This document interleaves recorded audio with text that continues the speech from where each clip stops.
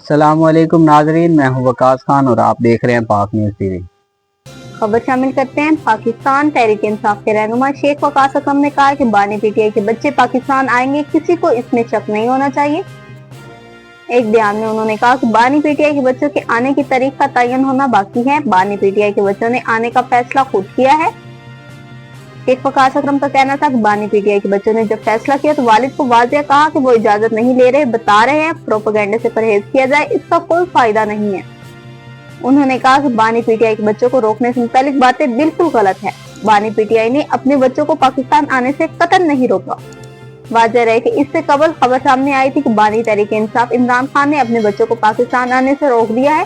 ذرائع کے مطابق بانی پی ٹی آئی نے قاسم اور سلیمان کو ہدایت کی ہے کہ پاکستان نہ آئے۔ مبینہ طور پر بانی پی ٹی آئی کے دونوں بیٹے اپنے والد کی رہائی کی تحریک چلانے کے لیے پاکستان آنا چاہتے تھے۔ اب تک کے لیے اتنا ہی۔ مزید خبروں اور اپڈیٹس کے لیے دیکھتے رہیں پاک نیوز ٹی وی۔